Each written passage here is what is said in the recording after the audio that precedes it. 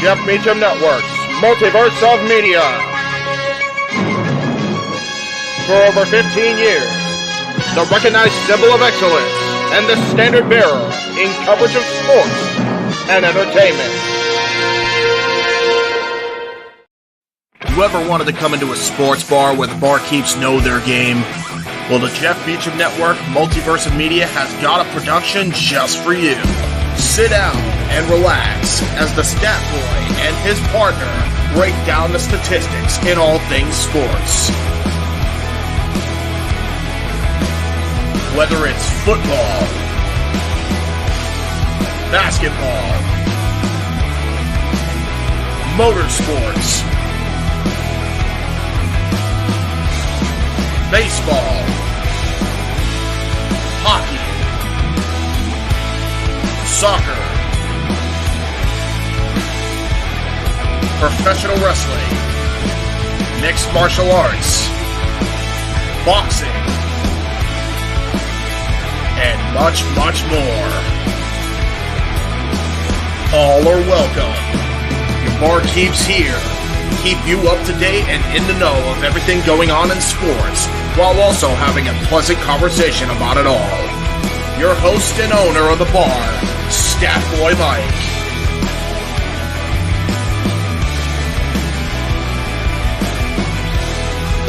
His partner in crime, Dori Lou. And a host of other guests coming in. The food's hot, the seats are warm, the drinks are ice cold, and the sports talk is plentiful. Casa D-18 Studios presents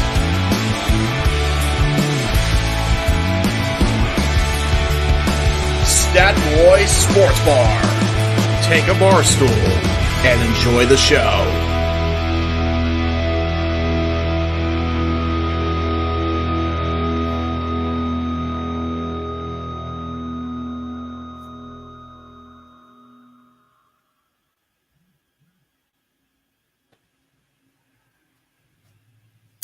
Hello, my internet fans. Welcome to this post-Thanksgiving edition of Stat Boys Sports Bar.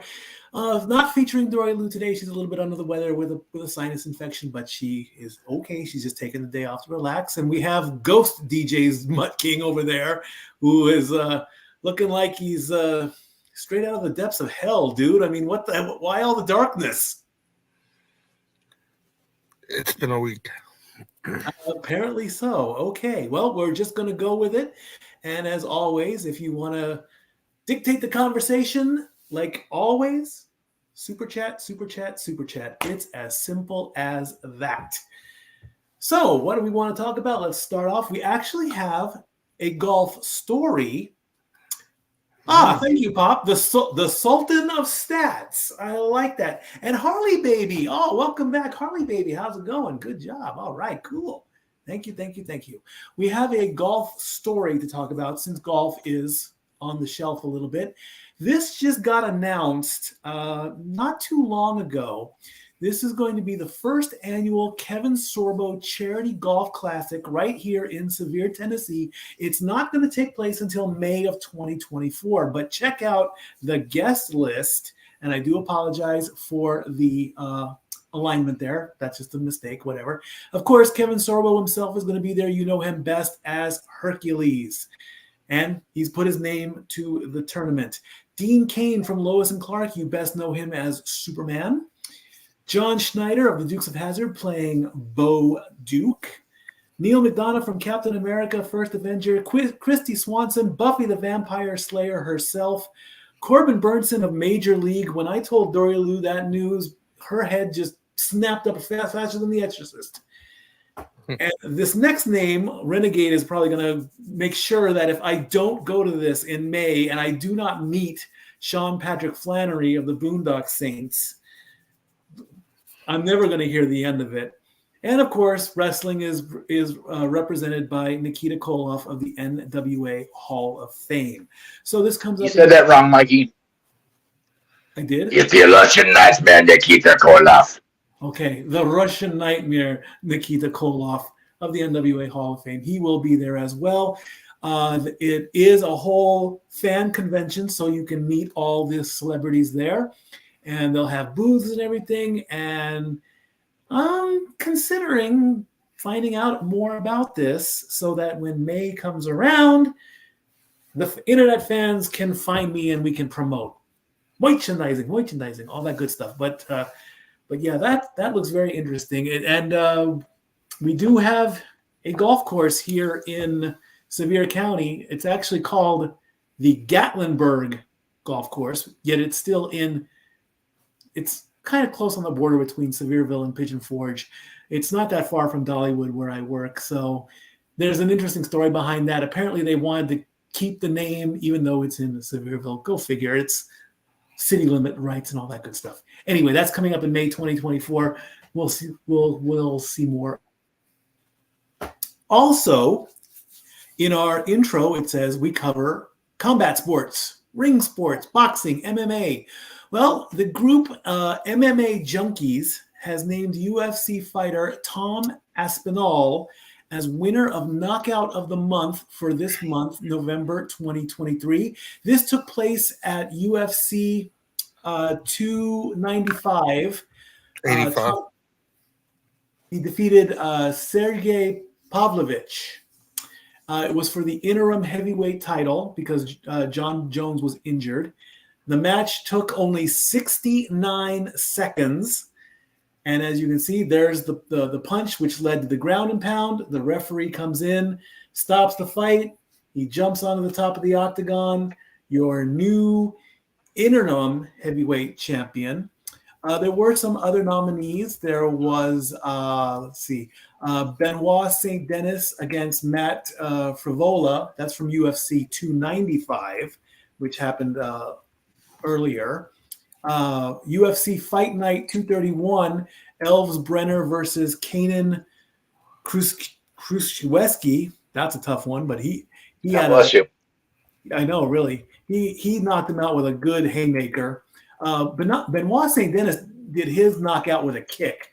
Now, as much as I like as much as I like MMA, don't get me wrong, a head kick can be devastating, but I like a good old-fashioned punch. A kick is more. A kick you can literally kick their head off, but a punch is much more fun. Ooh!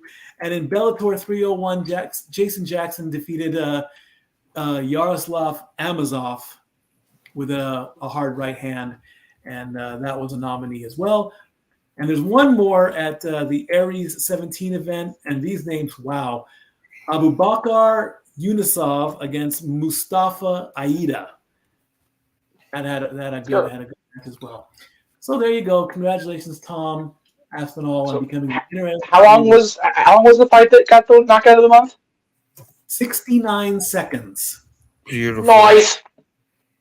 1 minute and 9 seconds, and that's one of the downsides of MMA. I mean, you can hype the hell out of this. Dana White knows what he's doing. I mean, you hype them up at the fight night. They got the fists ready to go, and they look at each other. And then, you're at the event, and you have all the preliminary events and all the preliminary matches going on.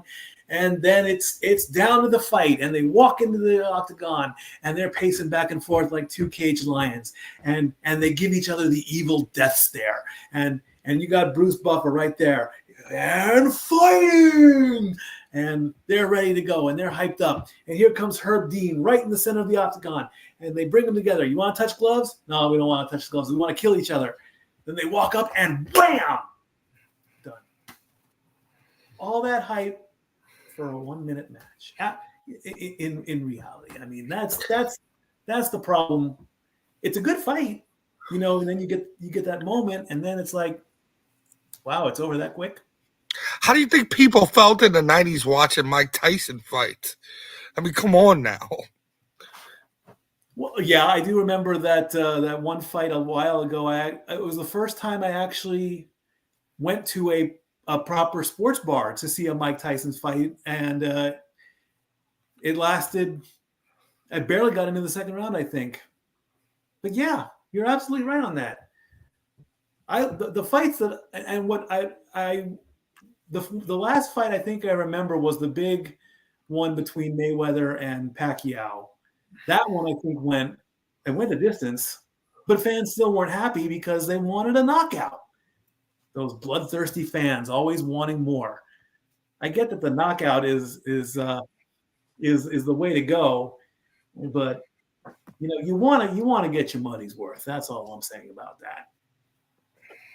Yeah. I miss a good fight. I mean, I should get back into UFC, but I am just so out of the loop. Anyway, we'll see what happens later on next month when comes in, and who knows, maybe this will be a running thing. You never know. All righty, up next, let's take a look and see as we continue our college basketball roundup. So we're now in week 4, and the teams are all here, and where they moved and shuffled around, Purdue is the number 1 team in the AP Men's 25. They moved up a spot along with Arizona, Marquette, and UConn. They all moved up. Kansas went down 4 spots. Houston stayed the same. Duke and Miami, Florida each went up 2 spots. Baylor jumped 4 spots. They were 13th before. Now they are 9th. Our Tennessee Vols dropped 3 spots. Gonzaga stayed the same. Kentucky moved up 5 spots. Florida Atlantic moved up 6 spots. A nice jump on that one. Texas A&M dropped 2 spots. Creighton took a bit of a roller coaster drop and dropped 7 spots. Texas only dropped 1 spot. North Carolina dropped 3. Villanova, BYU, and Colorado State are all brand new to this week. So they were unranked they were below the top 25, but they're in this week. Mississippi State jumps up 4. James Madison stays the same. The Crimson Tide takes a drop, 6 spots down. And Illinois and Oklahoma are new to the list. Over on the women's side, no change in the top 2 between South Carolina and the UCLA Bruins. Stanford and Iowa move up 1 spot each. North Carolina takes a big leap and jumps up 5 spots. The Trojans jump up 2 spots. And we actually have a tie for 7th position between LSU and Colorado. Very rare to have a tie in the top 25.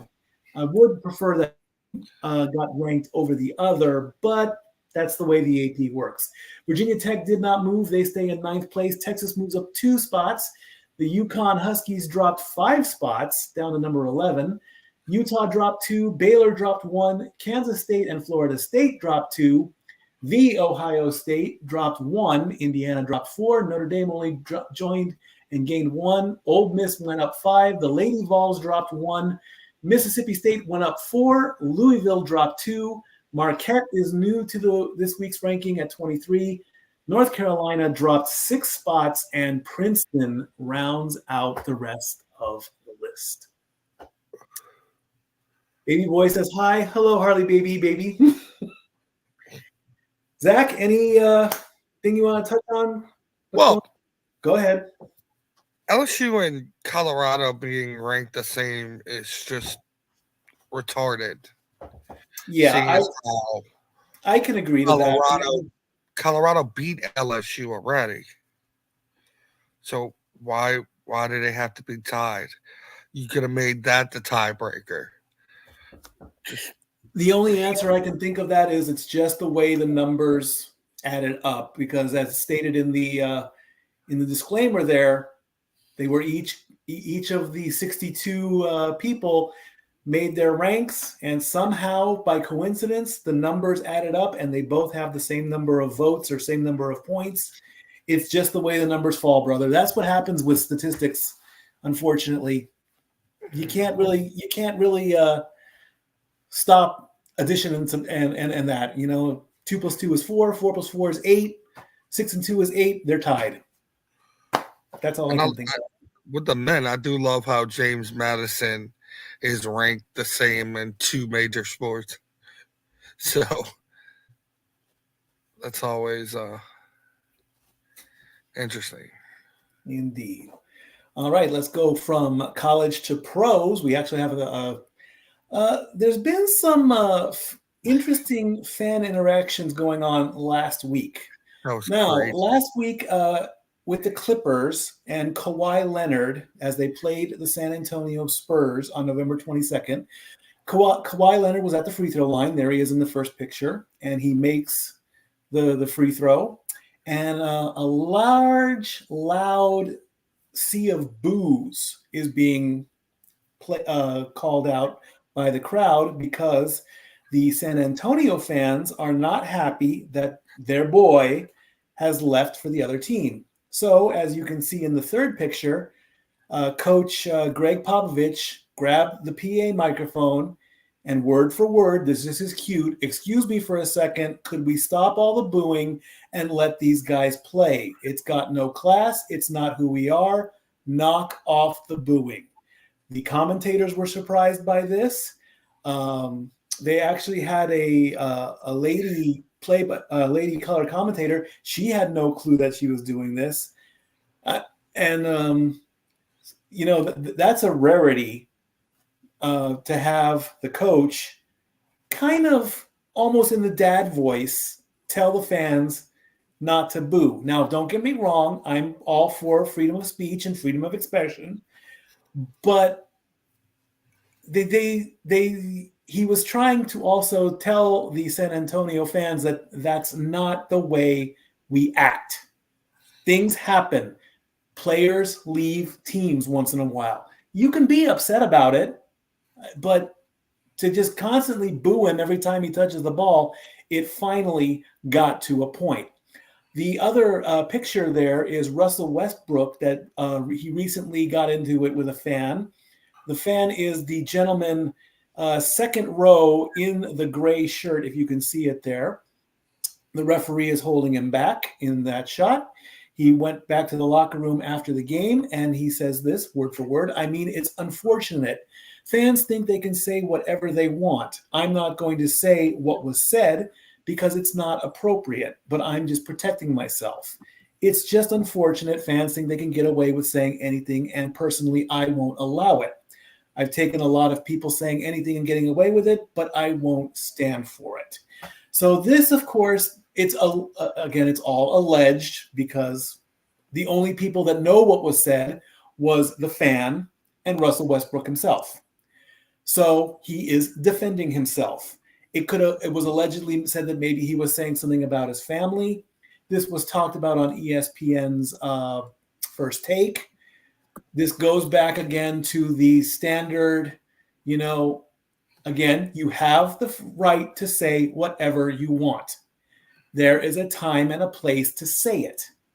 Saying it in an arena as your player is walking by, do you really want to be that guy? I mean, I've done it. I've said stupid things, and guess what? I've gotten called out for it. The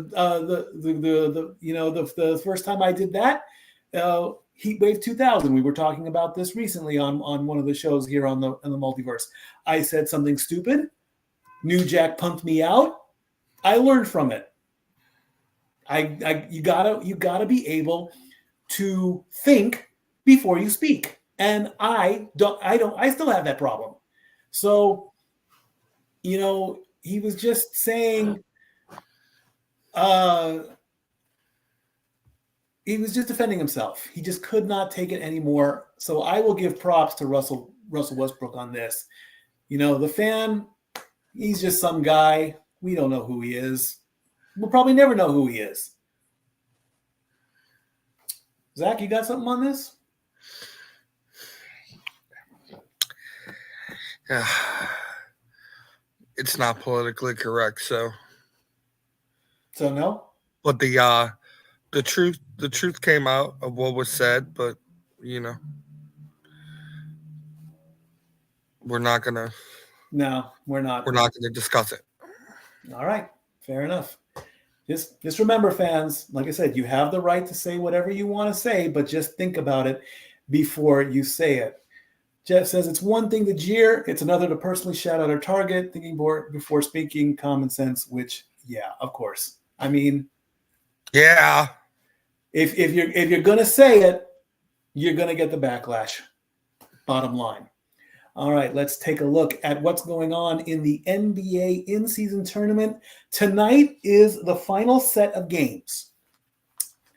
Meaning after today, and when we get to the next graphic, you will see the tournament structure. But what has happened so far? I will tell you. In West Group A, the Lakers won the group by defeating Utah 131-99.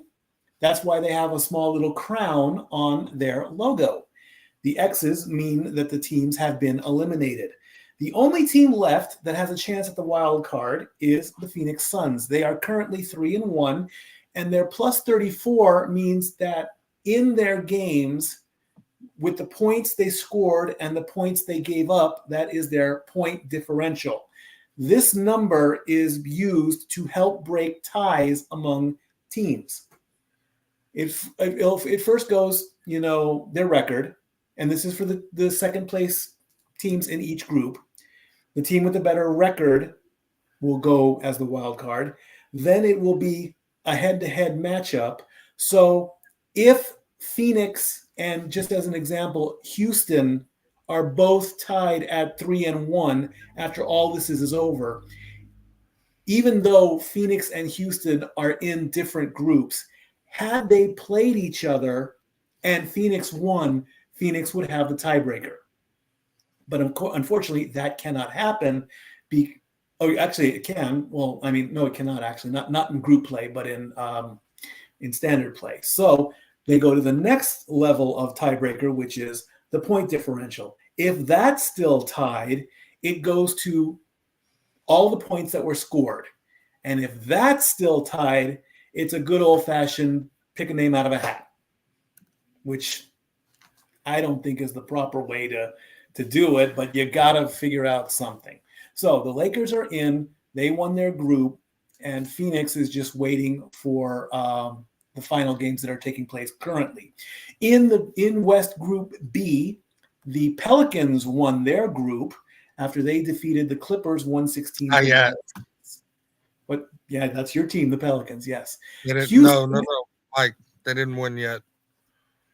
Houston has to lose for the Pelicans to win the group.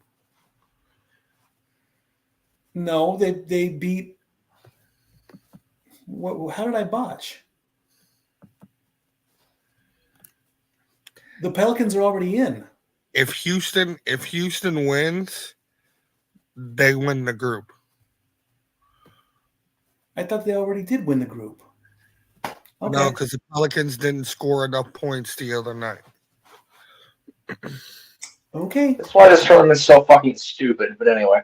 Yeah. It is. It is causing a bit of a thing. Okay. Well, then we'll just move on from there. So I'll move on to Group C then. The Sacramento Kings, the Minnesota Timberwolves, and the Golden State Warriors are all still alive. There's no winner yet. But if the Kings beat the Warriors, they win the group. The Timberwolves can win if they beat the Oklahoma City Thunder by at least 9 points.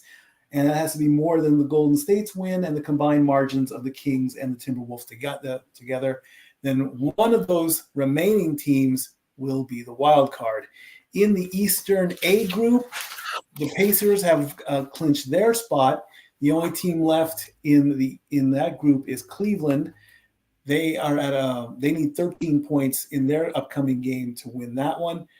East B is wide open. All 4 teams can win. Milwaukee leads it. It looks like they're going to be in as long as they don't fall apart in their last game. And finally, in East C, there's no winner there as well.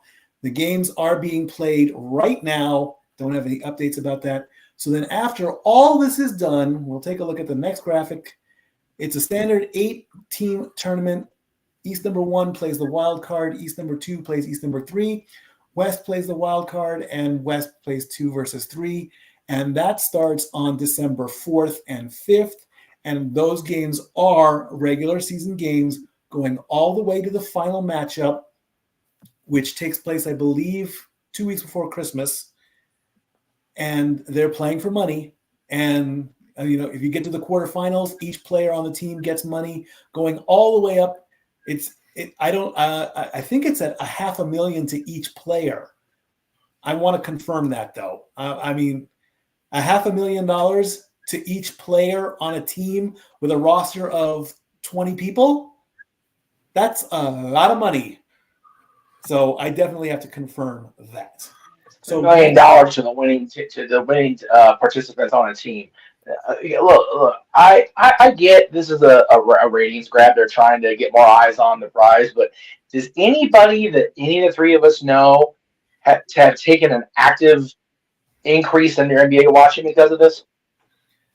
I know I haven't, but I'm still surprised that the Lakers are actually playing better because of this. Unfortunately, in their last game, they lost by 44 points, and everyone's going, LeBron, what's wrong? What do we do need to better? And he's like, not lose by 44 points.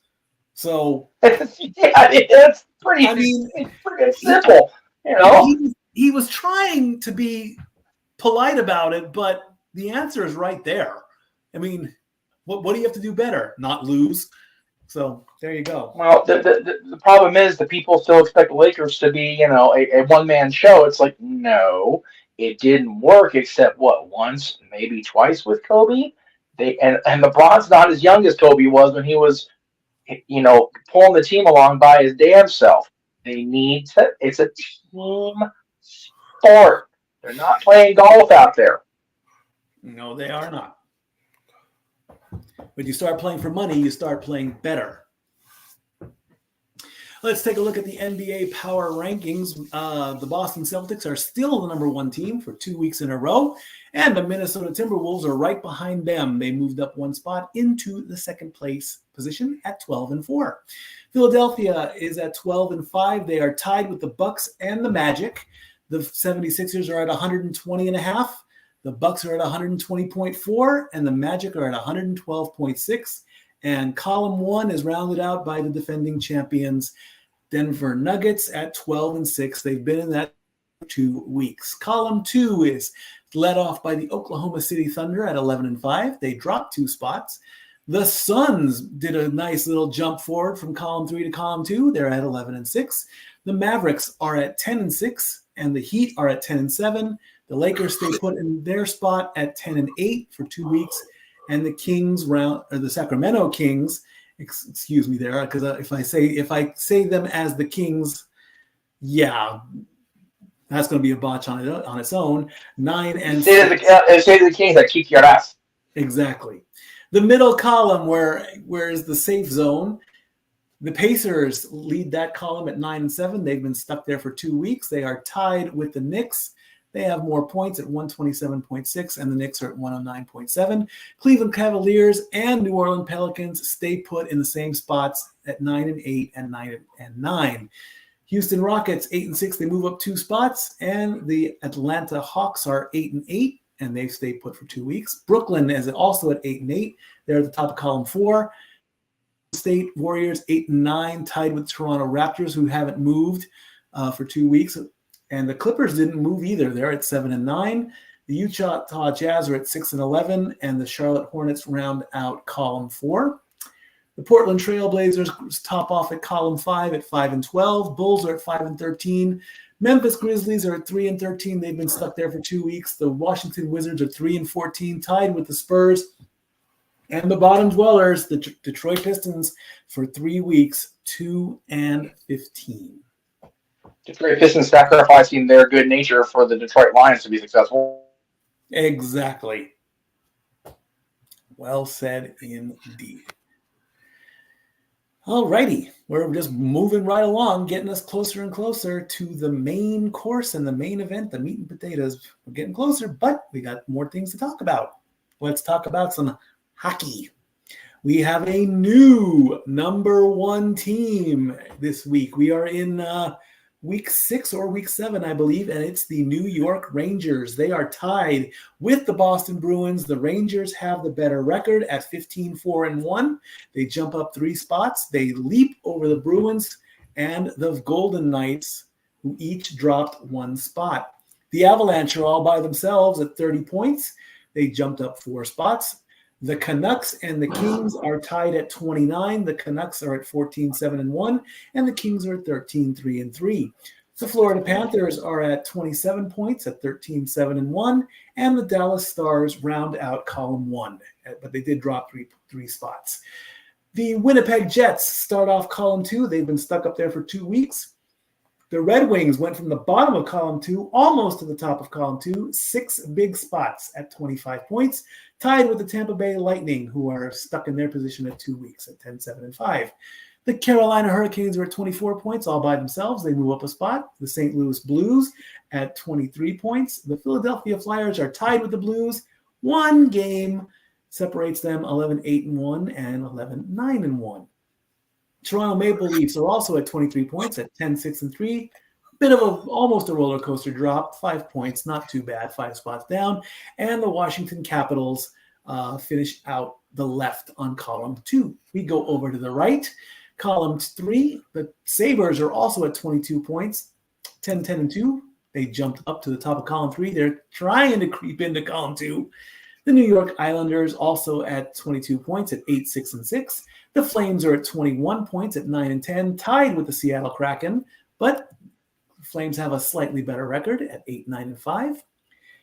The Nashville Smashville Predators, if you watched Monday Night Raw last night, signed 2 new defensemen in the form of Kofi Kingston and Xavier Woods. It was great to see them come out at Bridgestone Arena last night in their Predator yellow. They were at the game the night before, and they helped the Predators win that game to get to 10-10, and they have 67 goals. They are in a tie with the Pittsburgh Penguins. They are also 10-10. It's a 4-goal lead, 67-63. The Coyotes are also at 20 points, and the Canadiens are at 20 points as well, rounding out column 3. Column 4 is led by the New Jersey Devils at 19 points, 9-9-1. My Ducks took a dive, big ones. That's a roller coaster drop. Seven spots into column 4. We did lose Trevor Zegras, I think, last week. He's on the IR, so I know one player does not make the team, but it certainly doesn't help either. The Blue Jackets are at 18 points as well, 7-12-4. The Ottawa Senators are at 8-9 at 16 points.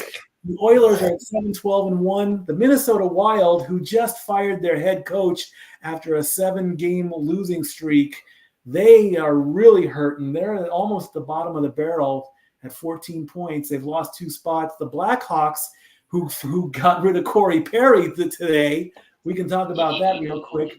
12 points in 2 week spots. And, of course, the Sharks just are not getting anywhere from the start of the season. It's been 6 weeks now. What's going on? But let's face it, Jeff and I this is the one thing Jeff and I agree on when it comes to California hockey, and that's we are glad to see the Sharks on the bottom. So what do we start with, Corey Perry or the Wild? Where do you want to go?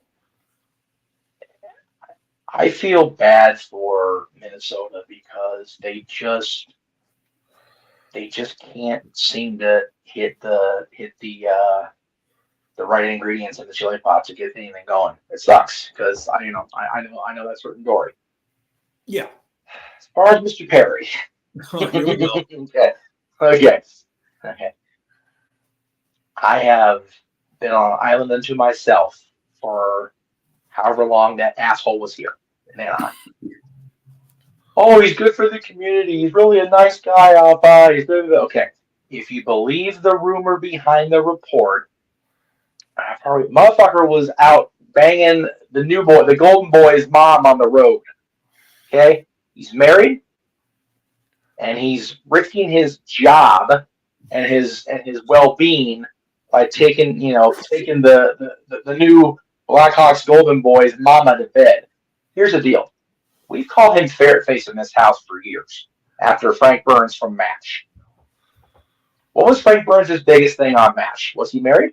Yes, he was. Yes. Was he fooling around with his wife? Yes, he was. Corey Perry's now officially ferret face 2.0. 100%. He's a piece of garbage human being. Wow. If you believe the rumor and innuendo.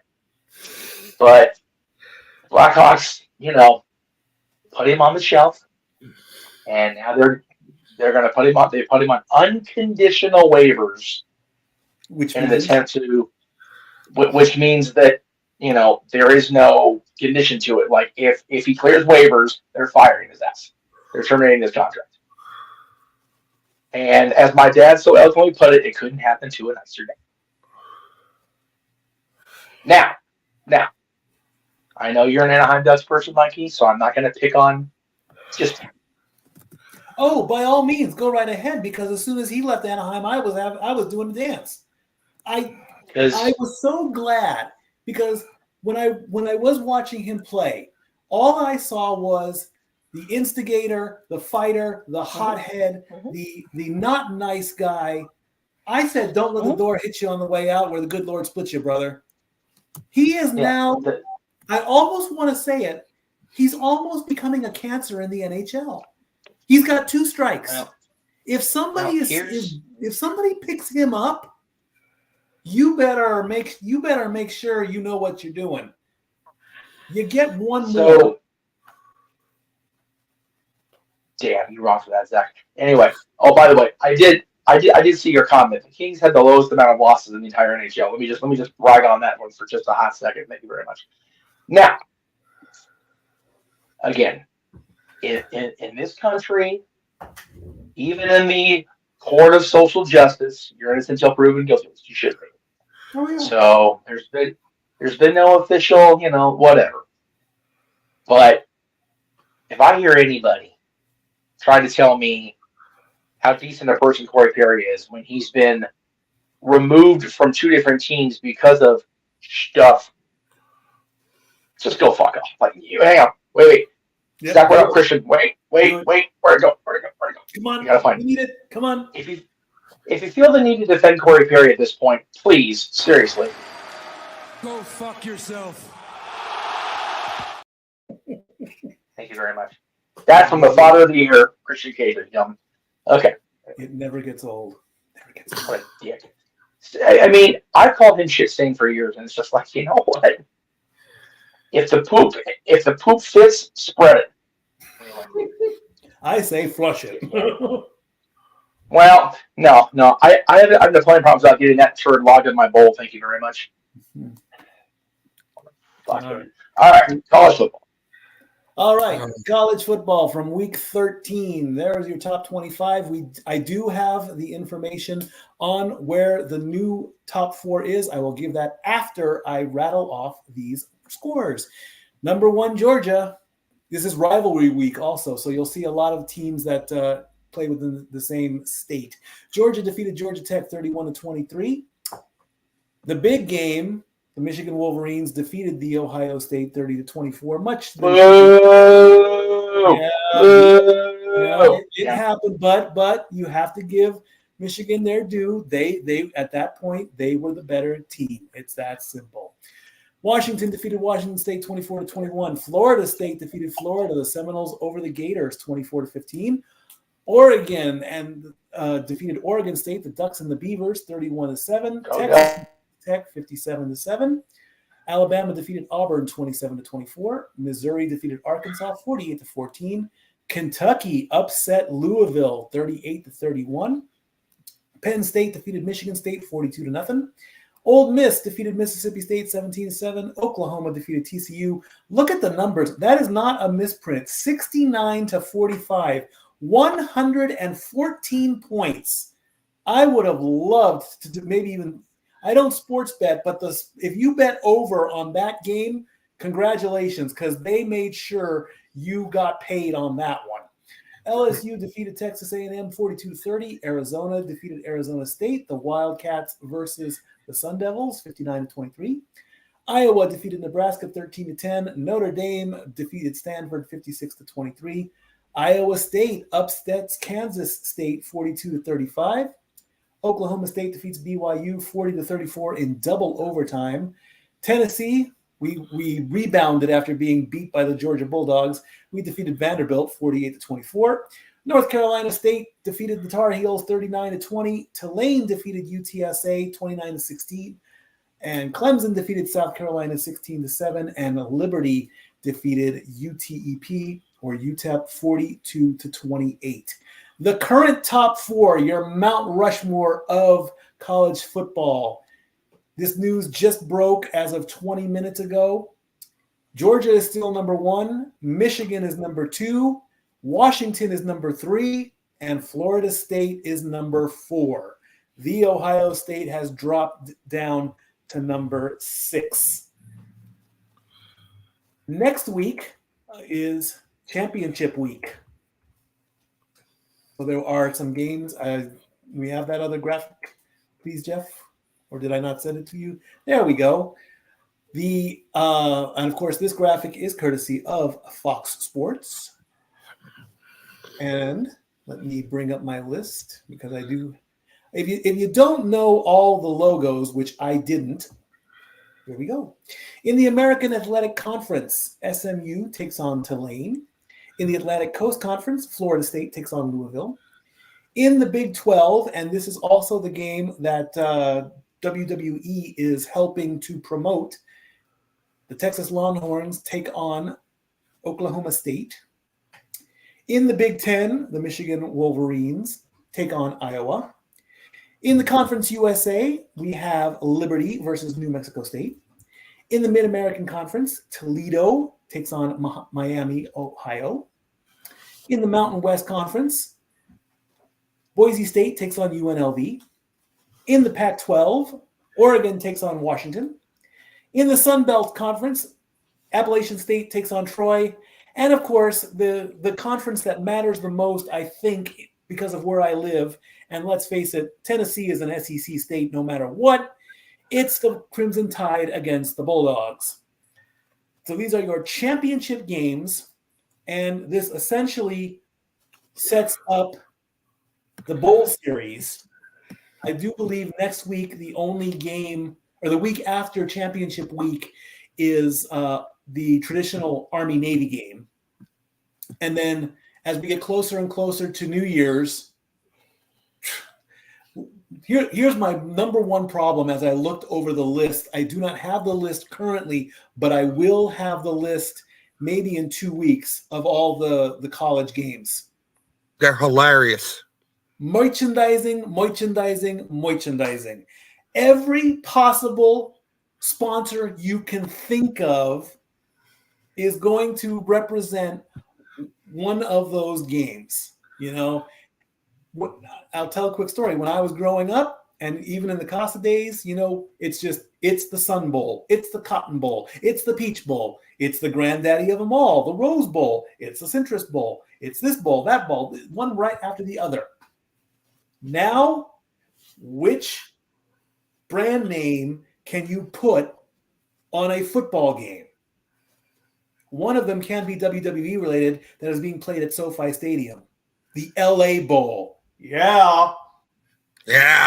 Take note, LA Bowl. If you do not have Sean Ricker, LA Knight at SoFi Stadium, you've lost it. You've lost your opportunity at that. I think the Alabama-Georgia game should be the ad-free shows all because Conrad and Tony are going to be able to their ass all week until they play that There you game. go. Indeed. Throw it out there. I mean, be forewarned. In 2 weeks when we present this list, you're going to see nothing but sponsorships. Oh, yeah. Because that's the way it is now. It's not about the game. It's about who's going to shell out the money. I mean, I think the LA Bowl was a Kimmel thing. I think, if I remember correctly, that is correct. Yeah. Well, guess what? LA Knight brings in people, so have him come out. You know, Los Angeles, let me talk to you. Yeah. Have him flip the coin. You know, if WWE truly wants to branch out into college football, here's your opportunity right here. Yeah, because nothing excites me more than the Pop-Tart Bowl. Oh, yeah, the Pop-Tart Bowl. What's your favorite flavor of Pop-Tarts? I'm a strawberry guy. S'mores.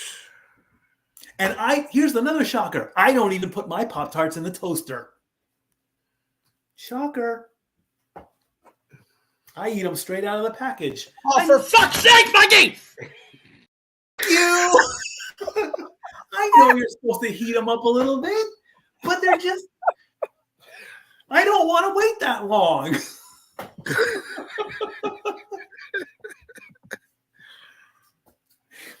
Who says you have to heat up Pop-Tarts anyway?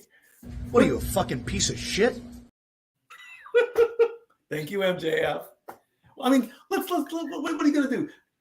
Make a touchdown and eat a Pop-Tart? Seriously? I don't know. So join us in a couple weeks where we make fun of all the bowl game names. Yep. Oh, absolutely. Without a doubt, that will happen. There is no doubt about it. Absolutely. Absolutely certain. Who the fuck wrote this bullshit? Who wrote it? The sponsors wrote it. Who could sponsor us, I wonder? Wouldn't that be great? Oh, we need the Jeff Meacham Bowl. Dori can sing the national anthem. Oh, for fuck's sake, Mikey! Really? Well, that one wasn't warranted. Come on. Jeff, who would play in the Jeff Meacham Bowl? I'm just curious. You're muted.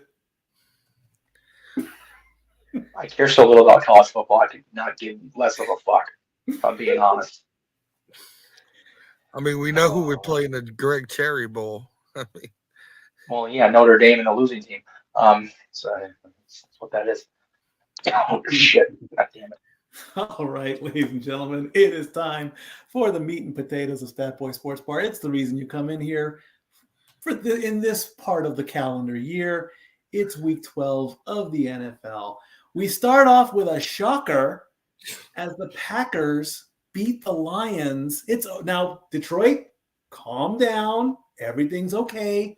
It's just one loss. That's all it was.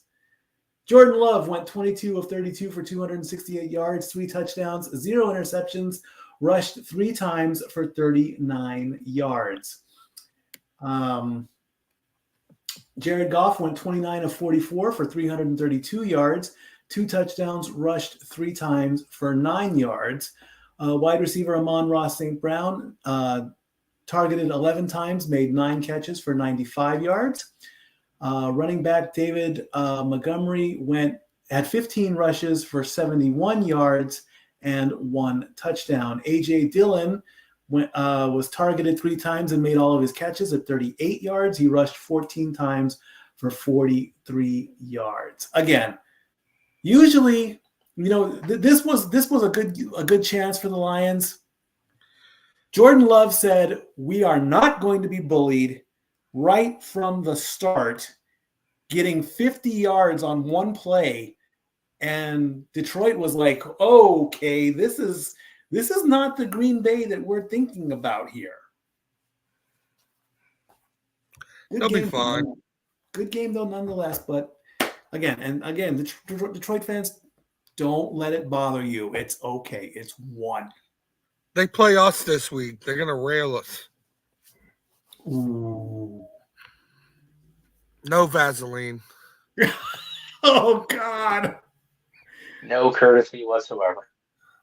None whatsoever at all. All right. The next game. Woo-hoo! Yes. The next game, of course, the Dallas Cowboys beat the Washington Commanders 45-10. Dak Prescott went 22 of 32 for 331 yards, 4 big touchdowns. He was not intercepted, so his limit of 10 is still intact. He was not sacked. Sam Howell went 28 of 44 for 300 yards. He had no touchdowns, 1 interception. He was sacked 4 times. Brian Robinson Jr. was your lead rusher at 15 carries for 53 yards. And Tony Pollard on the Cowboys side had 13 carries and 79 yards and a rushing touchdown. Curtis Samuel was your best receiver on the Commanders, going with 9 catches for 100 yards. And Brandon Cooks just eked out CeeDee Lamb. They both had 4 catches. Brandon had 72 yards. CeeDee Lamb had 53 yards. They both had a touchdown. Brandon was targeted 5 times, and CeeDee Lamb was targeted 9 times. Good matchup for the Cowboys. They got to enjoy their turducken. The San Francisco Seahawks had the third game of The who? The who? The San Francisco 49ers beat the Seattle Seahawks. Okay, that is deserving of a botch. That I will not deny. as they beat the Seahawks 31-13 in the final matchup of the Thanksgiving tripleheader. Brock Purdy went 21 of 30 for 209 yards, 1 touchdown, 1 interception, and 1 little bitty sack for 1 little bitty yard. Geno Smith went 18 of 27 for 180 yards. He did not have a touchdown. He got picked off once. He got sacked 6 times.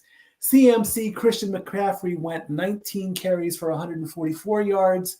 And Zach Charbonnet, that sounds like almost like a drink, 14 carries for 47 yards. On the catching side, Deebo Samuel did the best for San Francisco, 7 of 9 for 79 yards.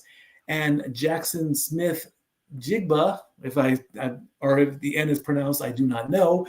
He was targeted 3 times. He only made 2 catches. He only got 41 yards. So the turducken this year went to San Francisco, Dallas, and Green Bay. And if you've ever had a turducken, please let us know what it's like. It's an amazing dish, from what I hear. A duck inside of a turkey inside of a chicken, or a chicken inside of a duck inside of a turkey. Protein. Yeah, we'll go with that for now. Yeah, different for sure. Hell, it must be a heck of a thing to cook, I'll tell you that. All right, the Jets and their woes continue as they lose to the Miami Dolphins 34-13. It was to a time on the first Black Friday game. Thanks to Amazon Prime, they decided we're going to play the day after Thanksgiving. So unfortunately, the Dolphins and the Jets can't go shopping. Tua went 21 of 30 for 243 yards. He got a touchdown. He was picked off twice, and he was sacked twice. Tim Boyle, because Zach Wilson is benched, 27 of 38 for 179 yards, 1 touchdown, picked off twice, and sacked 7 times. I believe the record is 9 by good old number 9, Joe Burrow, but he's not playing right now. Raheem Mostert was the lead rusher for Miami. He carried the ball 20 times. He went 94 yards. He had 2 touchdowns. Breece Hall got targeted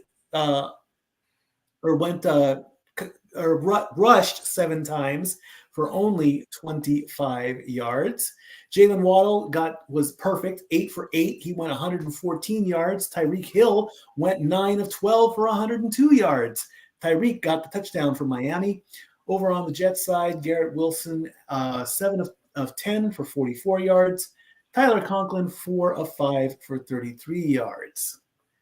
The woes continue for the Jets. Not looking good in New York. Not looking good in New York at all. And not looking good for the Saints either, as they lose to the Falcons 24-15. Not a good thing there over that. That's very, very interesting. What's going? We'll give Zach.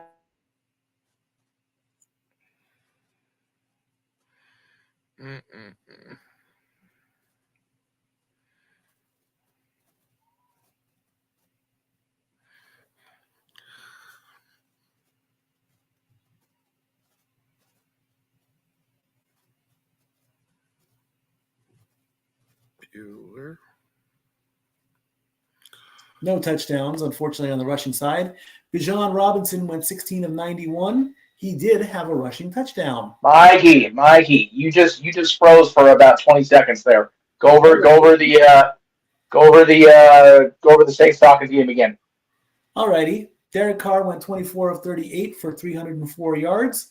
Desmond Ridder went 13 of 21 for 168 yards. Desmond Ridder did have a touchdown. Desmond got picked off twice. Derek only got sacked once. Alvin Kamara was your lead rusher, 15 carries and 69 yards. Bijan Robinson, 16 carries for 91 yards and a touchdown. On the catching side for the Saints, Chris Olave got 7 of 9 for 114 yards, but no touchdowns. And Drake London of the Falcons, 5 of 7 for 91 yards. Bijan Robinson, 3 of 6 for 32 yards. Zach, what's going on here? Why? What's happening with the Saints? Here's my biggest issue with what happened Sunday. Okay. excuse my language when I say this, Go for it. eight trips into the fucking red zone and no touchdowns. Yeah, no.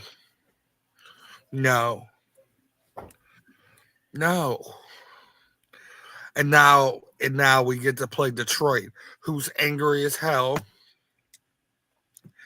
You know, they had to ruin that poor boy's halftime show. It's all angry. It's all angry. And now Aiden Hutchinson is going to come in and just lay the pipe down. Yes, Jeff. Speaking of halftime shows, Here we how go. about that boss of yours, huh? I did watch that halftime show, and I did. But my first problem, well, I wouldn't call it a problem. Yeah, careful. Yes, I know I have to tread lightly because I am employed by her, but I have to watch what I say. But number one, she should have worn the iconic boots. Number two, I noticed that it almost looked like she was going to fall over because of the heels.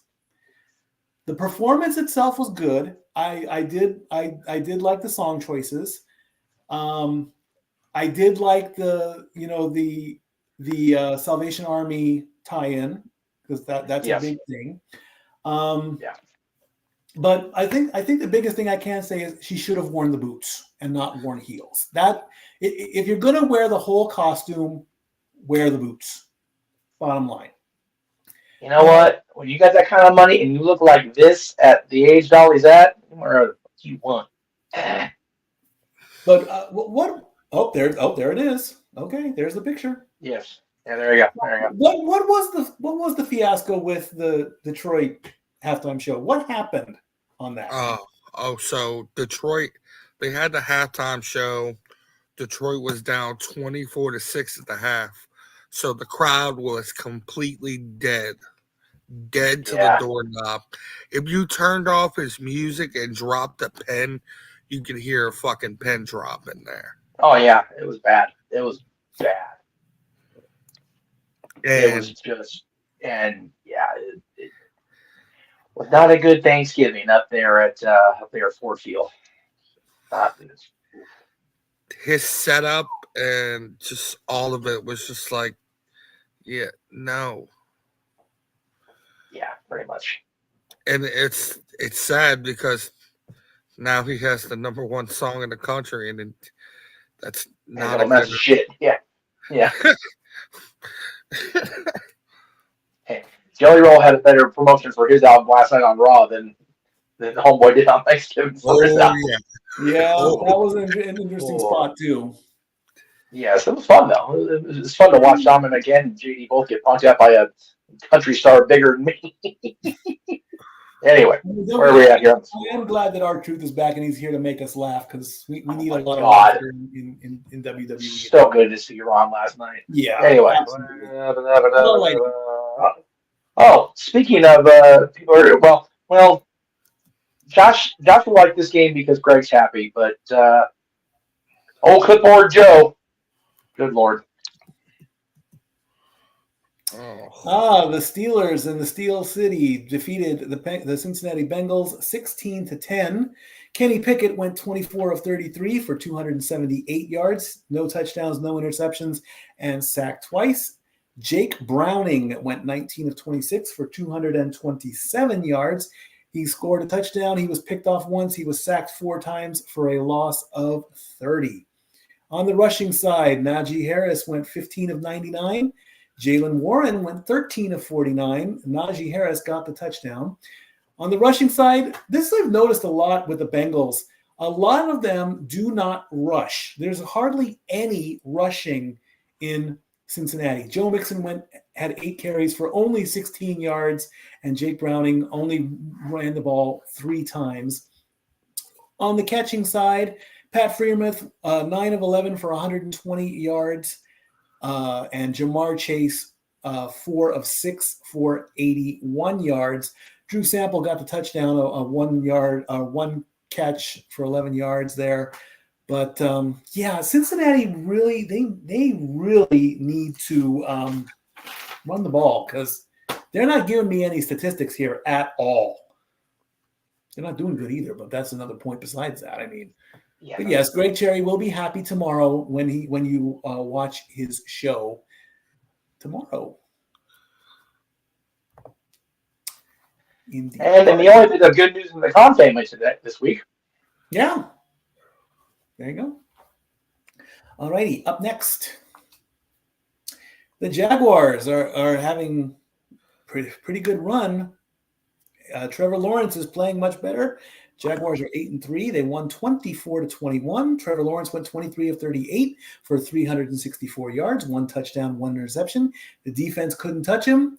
Unfortunately, the defense got to C.J. Stroud. He only went 26 of 36 for 304 yards. He did score 2 touchdowns. The defense got to him 4 times and sacked him for 43 yards. Travis Etienne Jr. ran the ball 20 times for 56 yards. But Trevor Lawrence was the one. He did it himself. He got the touchdown in. C.J. Stroud was top rusher, 6 carries for 47 yards. He has a touchdown on his own. Devin Singletary also had 6 carries, but he only got 18 yards. On the catching side, Calvin Ridley got 5 of 6 for 89 yards. He scored the touchdown. Nico Collins, 7 of 9 for 104. Jaguars running away. They're contenders this year. They weren't last year. They were always being picked on because of all this stuff that Tony Khan does. But it is don't sleep on Jacksonville. I know we're always putting Detroit first, but don't sleep on the Jaguars yet. The Buccaneers and the Colts played, and the Colts win by a touchdown, 27-20. Baker Mayfield went 20 of 30 for 199 yards, 2 touchdowns, 1 interception. Defense got to him 6 times. Gardner Minshew, 24 of 41, 251 yards, no touchdowns, 1 interception, and he got sacked twice. On the rushing side, Rashad White carried the ball 15 times for a nice, even C note, $100, 100 yards, 100 bills, right on the money. Jonathan Taylor, 15 carries for 91 yards and 2 touchdowns over on the Indianapolis side. Mike Evans, 6 of 9 for 70 yards, 2 touchdowns there. And Michael Pittman Jr. got 107 yards on the Colts side. Also, Tampa Bay coming up can put Carolina out of its misery next week. We'll get to that very quickly when we talk about the power rankings. I just want to throw that match out there that next week. Marshall has a question. Is the Jacksonville Jaguars kicker Brandon McManus worth picking up for fantasy football? Fantasy God, what say you? Well, I would say yes as of this moment, but I would wait till the situation in New Orleans plays out, because if the Saints do like they're planning to do this week, then I would pick up Mason Crosby. Looking at his stats, I see he has an 88.5 percentage rate in making field goals. He's perfect on his extra points. His longest field goal is 56 yards. Of course, the record is only 10 yards farther back. So I'm going to say yes, pick him up. He's worth it. I would like his field goal percentage to be in the 90s. I mean, an 88, that's like a B+. So I'm going to say yes, get him going. It is late in the season, though. I mean, you've only got 5 weeks left. So, and with the way Jacksonville is playing, and they are a contender. Spoiler: they will be in column 1, so they have a chance. Absolutely, sign that man.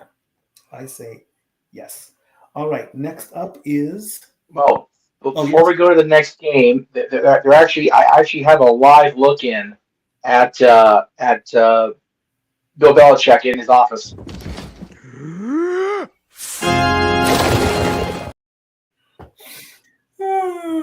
Never gets old.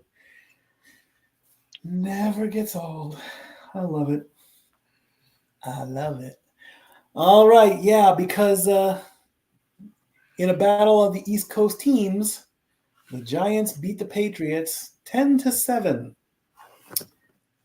Mac Jones went 12 of 21 for 89 yards. Bailey Zapp went 9 of 14 for 54 yards. Mac Jones was picked off twice. Bailey Zapp was picked once. Both of them were sacked. Bailey got sacked for 7 yards. Mac Jones got sacked at the line of scrimmage.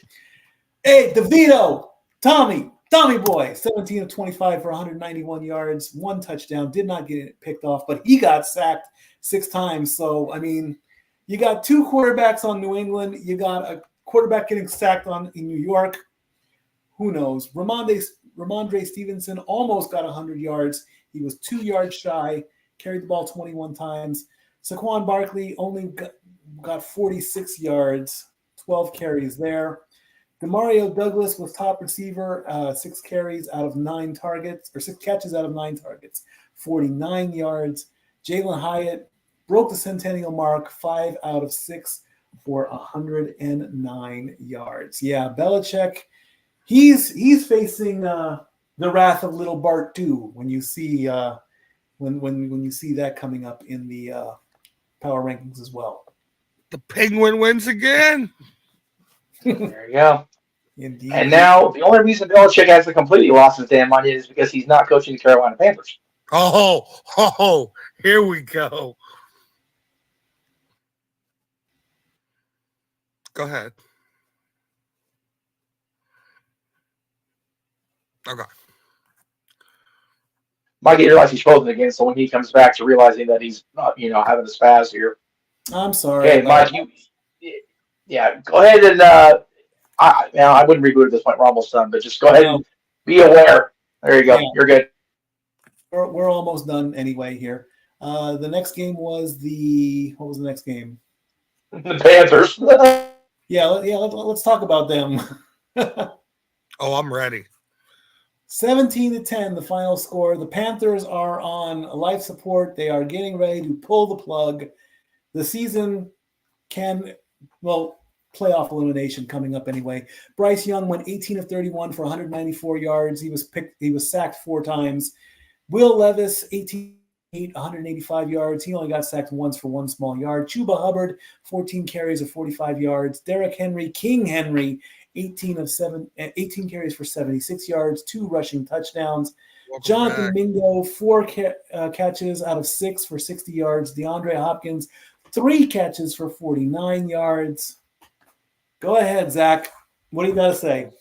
Listen. Jeff, I need your input on this too. So the man has fired over 1,800 employees this year that work for him. Mm-hmm. Frank Wright is a Super Bowl winning coach, and you fire him 11 games into the season. You have no patience. It's not his fault he inherited this god-awful monstrosity of a roster quarterbacked by a rookie. How 1,800 employees? 1,800. It sounds like you did away with the whole Why are you even in the NFL if you have that little patience? Yeah, I'm blocking my own shot here. It's one of those you can't terminate somebody or God, why am I blocking the shot so bad with this damn camera? You can't let somebody go halfway through a campaign. It's like, and again, I'm not one to give credit to this man very often, but they're not wrong. He's not wrong when he defends himself like this. It's like WCW bringing in Vince Russo to put a light little round band-aid over a freaking gaping wound, and then giving him 3 months for saying, okay, just kidding, fuck off. Like, no, you can't do that. You have to let it play out. And, it's obvious this owner or the GM or whoever it is, you're right, Zach. There's no patience because 1,800 employees in one season is not a roster problem. It's a ownership problem with patience. It's kind of ridiculous, if I'm being honest. Okay. So, just out of curiosity, At what point does the other owners step in and be like, well, wait, maybe this guy has a problem. Maybe this is something that we need to bring to the round table and discuss. I mean, Well, it's one of those you got to tread that line because it's not the NFL's responsibility necessarily to rein in the chaos of one team. And the other thing is, like you said, the coach, the coaching staff, the executives on the team did not get to choose the shit show they've inherited. They just, these players are not doing anybody any favors. Their quarterback's fresh out of the package, brand new rookie kid. They just have to exercise patience, and they're not going to do that. So it's not the league's responsibility to plug the holes in the boat. I've learned, with anything in life, Zach, whether it's, addiction or anything, you have to want to get the help. And Carolina ownership doesn't seem to want the help. So just let them falter. And then they become the Oakland Athletics and they get to move. So there. My guess is after this week, if it's not if, it's a when. I mean, unfortunately, Tampa Bay is playing Carolina. If this was still the Brady era, kablamo, that's it. They're done. That's it. Good night. Then they'll make the decisions, because at that point, you'll still have to play out and finish out the season. We get that, but there's just the goal is not there. They can do the rebuilding phase, the mass. That's when I think it should happen. Once that plug is pulled, that makes sense. If you do it now, if there's 0.0 chance of anything happening, yeah, okay, fine. But if there's as Dori Lou teaches us to stay positive, if there's a slight bit of hope, a slight bit of positivity, work with it. Okay, but to counter that, they're 1-10. They're 1 in what? 1-10, yeah. They're 1-10. They're not gonna make the playoffs. They have to win out. Yeah, exactly. Yeah, you know what's they're not gonna. You know what's the most fucked up part about that is? They're 1-10, but they can still win the division. Yeah. Well, it's because the whole division's a shit show. They're out the NFC East during pandemic year. They're awful. The whole division's a ridiculousness. And I think that has happened in football for at least the last 2 years, where we have said what is happening in this division. Because it happened, I think, in the NFC North at one. I think this division. Was it this division? Yeah, this division. Yeah. It was this division 1 year. It was the NFC East during the pandemic year, because the entire East was a giant shit show. And then of course Baltimore decided to have everybody hold their beer and screw out everybody's pooch. Fucking Ravens. Anyway, it's just the way the playoffs are structured. I mean, the team that is not doing the best, but is doing the best within that smaller group is in. That's where the problem lies. What you should do is take the better team and give them the better spot and say, okay, you're in, but you got to work for it. And if you're not working for it, bye, you're done. Well, but again, it's like you said, that's how all current professional sports are structured. You have divisions that lead to playoffs. I'm not saying it's the right way to do it. Why are you having like you're having a seizure? What are you doing? Cracking neck. I'm good. Jesus Christ, scaring the hell out of me. I thought you were having a moment. Like, do I need to call the hospital? Yeah, I wouldn't have. Okay. Anyway, I'm going to say. Anyway, so much like with Carolina, with first of all, if New England has a chance to fire Belichick, please fucking do it. Number one, because fuck him. Number two, Marshall, I think both New England and Carolina need to stop the bleeding. The difference is Carolina, it's the guy at the top, the guy that spends the money, the guy that makes the decisions. New England, Belichick is the general manager as well as the coach, but he's not the owner. Right. If I'm the ownership of New England, I'm going, okay, Bill, here's the deal. And finding a way to get him reassigned. Because Robert. he's not getting the job done. Yeah. he's not getting the job done. That team has been slipping progressively every year since Tom Brady left. That's not insulting them for once, so go with it. That's just a statement of fact. And Belichick's not results guy anymore. And again, I'm trying to be really diplomatic as far as this part of the statement. I already said it, told him to fuck off. So if a guy assigned to a job is not getting the job done, they need to be removed from the situation. It happens across sports. You're not talking about all the time, Mikey. Yes, the coach got fired this week. But again, that's to set an example in most cases.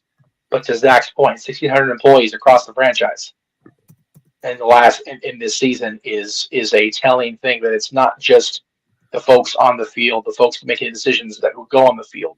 It's throughout the franchise. It's a clusterfuck in Carolina right now. So we'll see what happens the rest of the way. We need to keep going. I'm sorry. Well, Bill, Tapper's interested in bringing Bill to Carolina. So that tells you where his mind is. So I have two things to say to that. If that happens, Carolina will become my new least favorite team. Number one.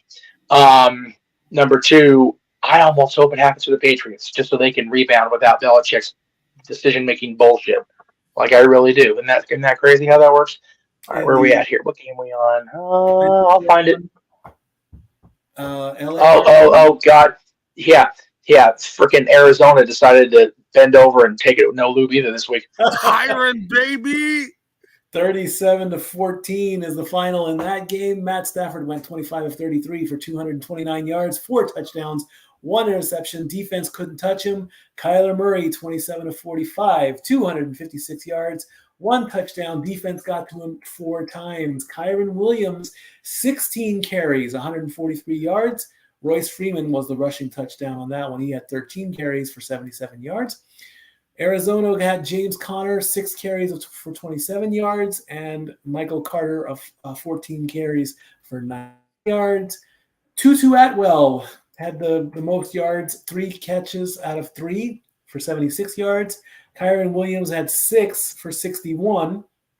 Marquise Brown, 6 of 12, 50%, 88 yards. Trey McBride, 7 of 9 for 60 yards. And Arizona's on the firing squad too. They better pick it up. You'll see in the next graphic. So, Williams, baby. Yeah, Arizona's not looking good. Fucking Sean. This is a very interesting game and a very interesting score. 29-12 was the final as the Browns lose to the Broncos.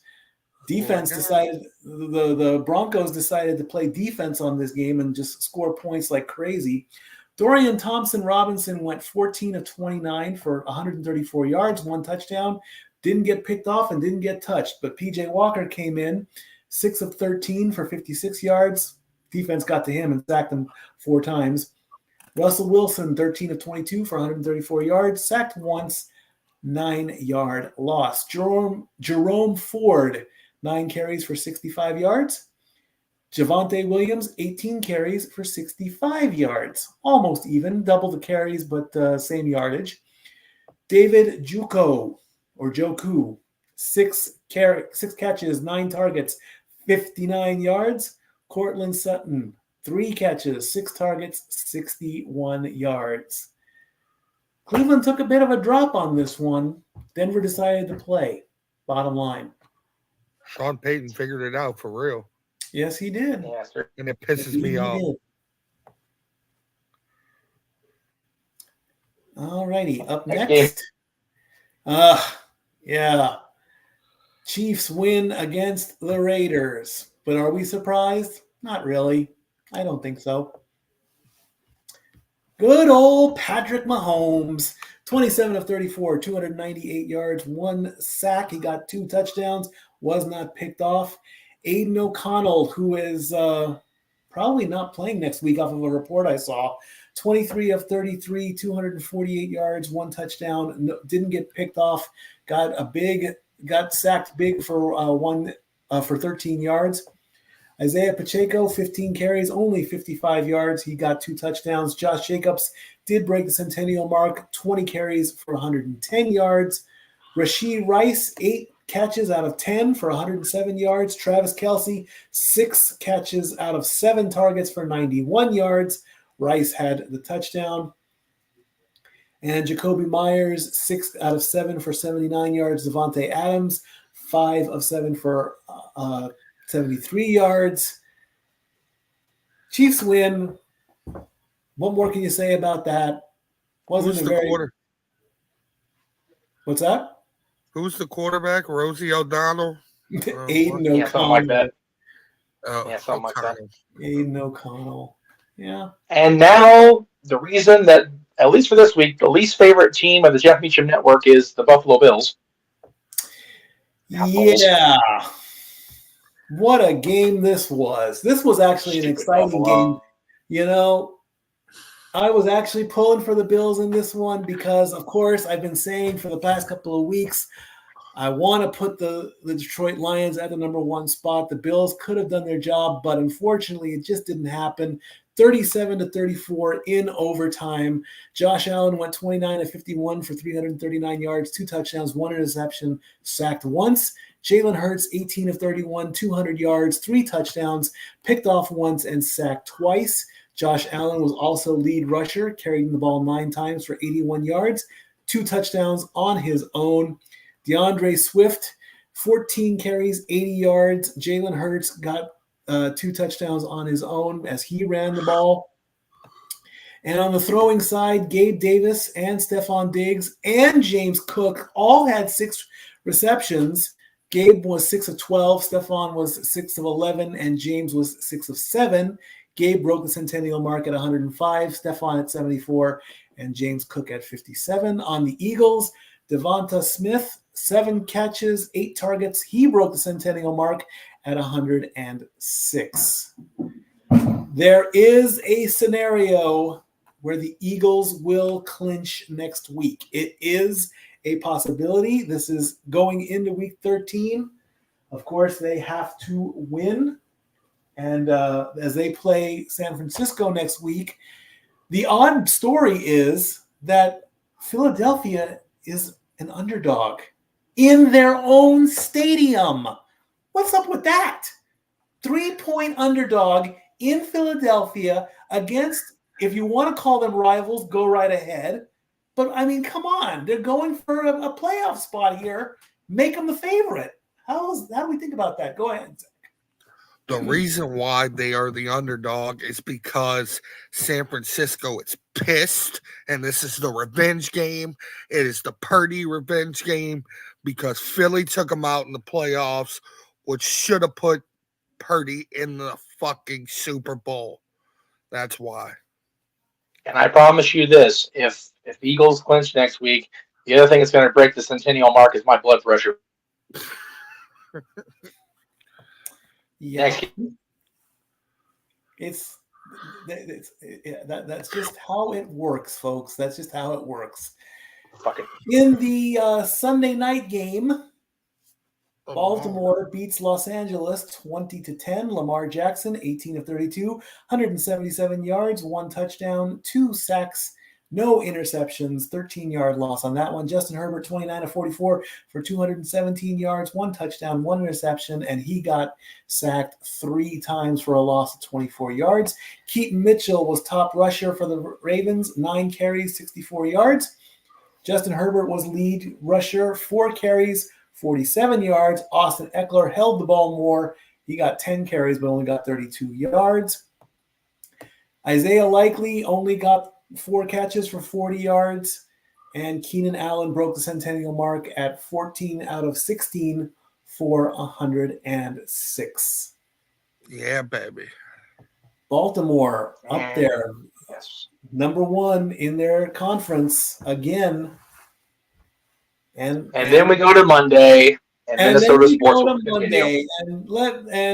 If Dori isn't feeling good, she was not feeling good at the end of this game. I'll tell you that right now. As 2 division rivals, I mean, this game, you could say it went all the way down to the wire because that's when Minnesota finally decided to score a touchdown, but it just did not work out as the Vikings drop a game to the Bears, their rivals. Now, let's not panic, Vikings fans. Don't worry. Everything is A-okay. They still have their playoff spot. You'll see that coming up.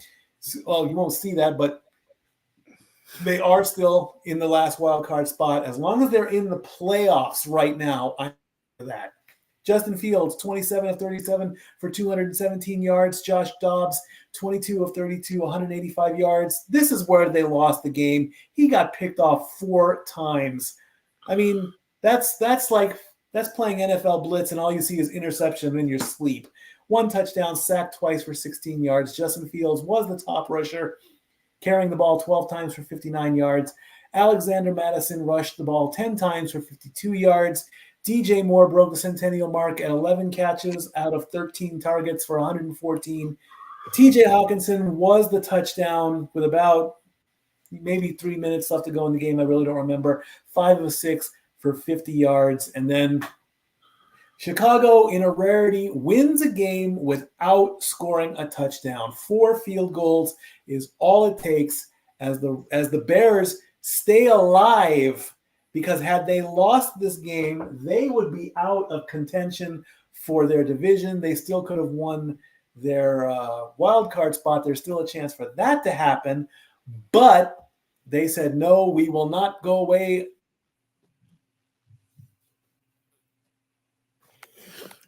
We lost Mikey again for a second. Yeah, it's been one of those.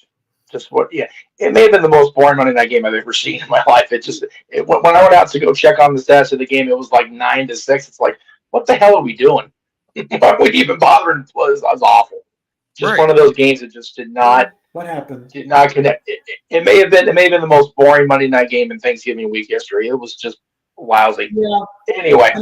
And I was running back and forth between the football game and Raw last night. So, and I was safe on the stairs, just so everyone knows that. I kept going up and down the stairs every night. Okay, good. And I mean, they put Punk on last. So go ahead, Zach. So a little news coming out of this game, out of Minnesota's front office. Uh-oh. Minnesota's going to sit down this week and truly analyze the quarterback situation. Right. They will not name who the starter is for Sunday until the end of the week, until they figure out who gives a returning Justin Jefferson. Yes, thank God for that. They need him back bad. Yeah, they need something, that's for sure. Because no offense to TJ Hawkinson, he can't do it all. He did good last night in the clutch, but then, I'm seeing Josh Dobbs literally like run all over the field, throwing at the wrong time. A couple of the picks were tipped, and I do like those plays. I do like, because that reminds me of dodgeball, when you tip the ball and then you can catch it. But if the other receiver is just coming in and grabbing the interception, that's where it hurts most.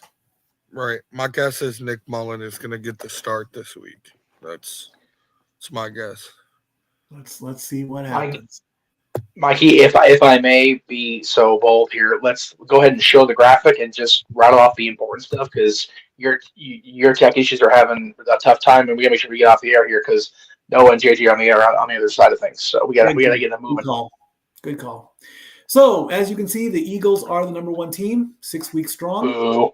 Ravens are right behind them at 9-3. They move up 1 spot. Cowboys are in the number 3 spot. Dolphins in the number 4 spot. San Francisco in the number 5 spot. Detroit in the number 6 spot. All the teams from Dallas down to KC, 8-3. In column 2, the Browns are 7-4, tied with the Steelers. Colts, Texans, and Broncos and Seahawks are all 6-5. The Bills and the Vikings round out the left at 6-6. You move over to the right, Rams, Packers, Saints, Bengals, Falcons, all at 5-6. Raiders all by themselves at 5-7.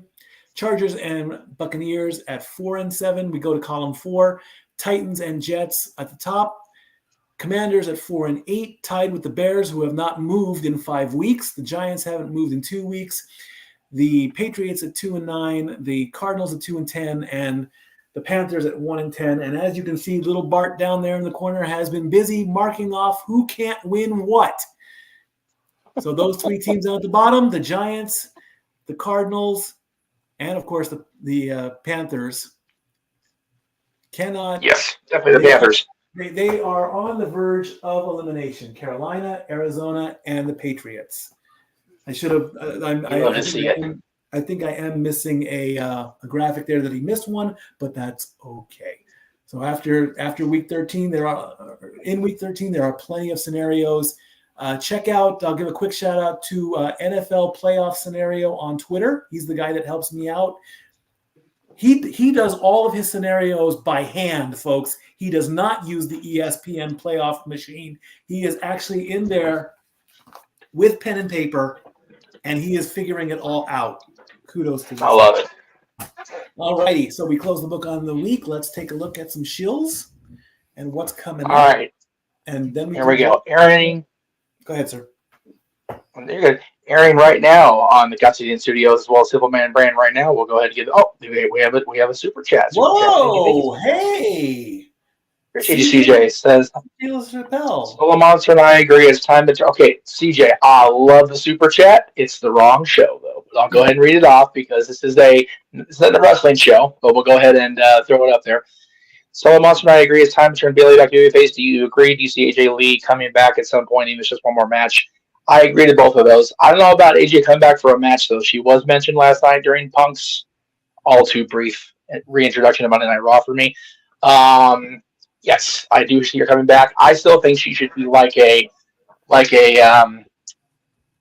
the word? She should be the auxiliary GM overseeing the entire women's division. That's what I would do it because I don't think April wants to wrestle anymore just because her body's been beat up and she's just not in that headspace. As far as Bailey, just give it time. Give it time. WrestleMania against EO. Yes, sir. She should take Adam Pearce's job. No. Adam's a pal. I want Adam and Nick to both be still the GMs. Just have AJ be the auxiliary in charge of the women's division across the board. That's what I would do. Leave Pierce alone. He is a friend of the family of the channel. That's our boy. Yeah. CJ, patience. We're doing the shills right now. Patience, my brother. Patience. You arrived just in time. All right. Let's get back to what the hell I'm trying to do my shills. Interruption. All right. So Aaron, right now, over here on the Casa D-18 Studios, as well as Silverman Brand, our pals JJ and Noah are doing a simple take talking about Survivor Series and AEW Full Gear. You can check out AJ's. I got AJ in the brain now. JJ's review of the last weekend's shows as well as last night's Monday Night Raw in the archives on the Casa D-18 Studios, as well as the rest of the week's reviews. Of course, tomorrow will be his NXT review. Wednesday or Thursday morning will be his review of Dynamite. And then the pattern recycles itself. So check it out exclusively on Casa D-18 Studios. You can also check out the archives on both the Casa and my channel for Monday mornings or afternoons episode of Dads, not always on wrestling, as we talk about the top 10 all-time baby faces. Thanks to Mikey for the help on one of the pictures on that one. You're welcome. Tomorrow, the Greg Cherry Show returns with another Spintacular. Check that out at 7 p.m. Eastern, 4 Pacific. Thursday, CJ, this chat is for you. Talk Wrestling will be live from downtown Disney in beautiful, not so sunny, stupid weather, Anaheim, California at 4 p.m. Disneyland time, right before I go to dinner with my buddies from out of town. Saturday, Open Mic Night will feature the return to the Jeff Meacher Network Multiverse Media of our buddy Gino Told You So, Gino Rivera, however you want to classify his name. Check out as the panel of Open Mic Night gets to ask Gino anything pretty much within his criteria. That'll be Saturday night beginning at 8 p.m. Pacific.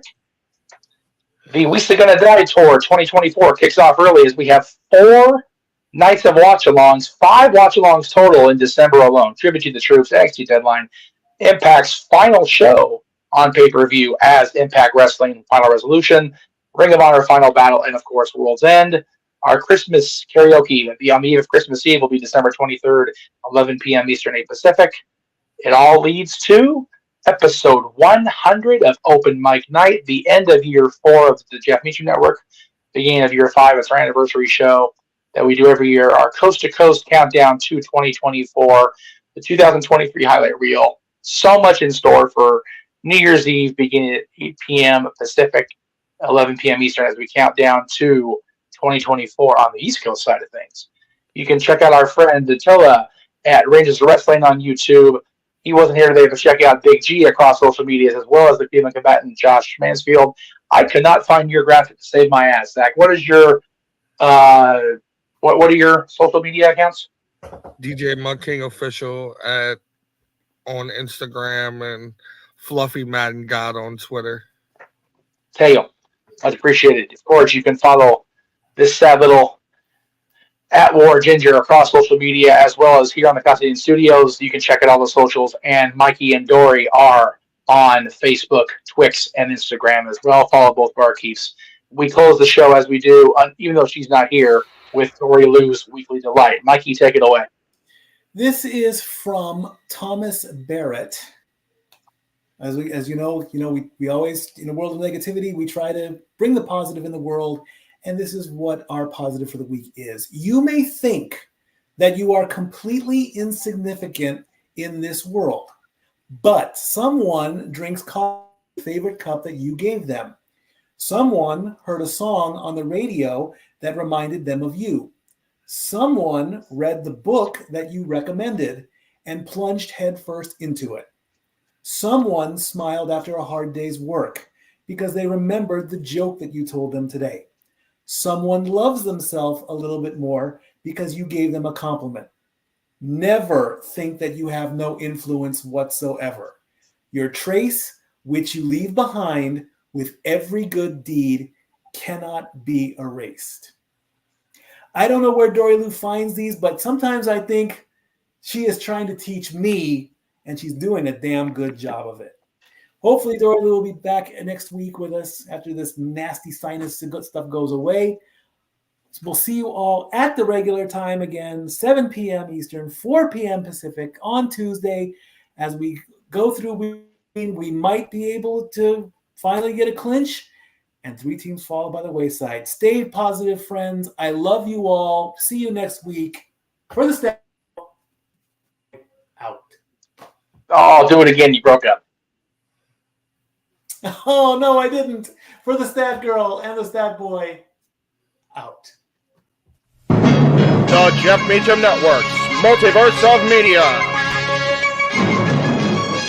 For over 15 years, the recognized symbol of excellence and the standard bearer in coverage of sports and entertainment.